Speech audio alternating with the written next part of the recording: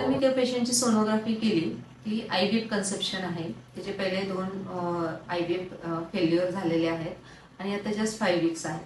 तर तिला काल रात्रीपासून स्पॉटिंग होतं.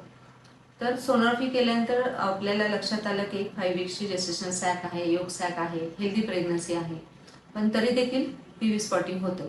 तर कसं असतं की बऱ्याच वेळा जेव्हा आपण नैसर्गिकरित्या प्रेग्नंट राहतो, जेव्हा ओव्ह्युलेशन होतं, तर त्या ओव्ह्युलेशन नंतर एक कॉर्पस ल्युटियम तयार होतं, जे आपल्या प्रेग्नन्सीला सपोर्ट करण्यासाठी लागणारा प्रोजेस्टेरॉन हार्मोन सिक्रेट करत असतं.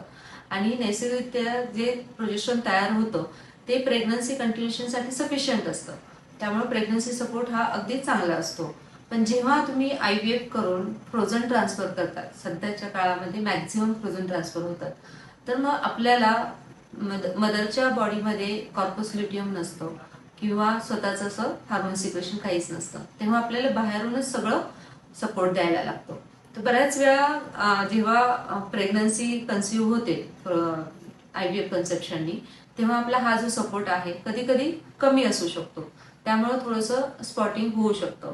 किंवा दुसरं कारण असतं की कधी कधी एम्ब्रिओ जो आहे तो थोडासा अनहेल्दी असतो किंवा नॉर्मल नसतो. तर तेव्हा असे एम्ब्रिओ देखील इम्प्लांट तर होतात, पण ते सक्सेसफुली पुढे जात नाही. मग ते गिव्ह वे व्हायला लागलं की मग थोडंसं ब्लिडिंग स्टार्ट होऊ शकतं अबॉर्शनच्या आधी.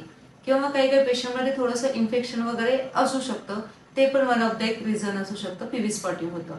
म्हणून अशा वेळेस पेशंटनी घाबरून न जाता प्रॉपर सोनोग्राफी करून घेणं, ब्लड टेस्ट करून घेणं आणि जो लागणारा सपोर्ट आहे, अँटीबायोटिक असू देत किंवा आपल्या ब्लिडिंग कमी होण्याची औषधं असू देत किंवा प्रोजेस्टेरॉन हार्मोन्स असू देत, हे प्रॉपर घेतलं तर याच्यामधनं प्रेग्नन्सी सॅल्वेज होऊ शकते, कंटिन्यू होऊ शकते.